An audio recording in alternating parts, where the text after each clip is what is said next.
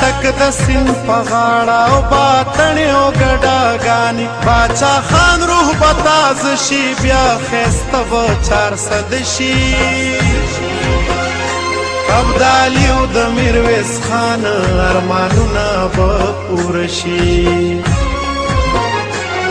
ملکندر ته دعا کړي باجوړ بونیر مردانا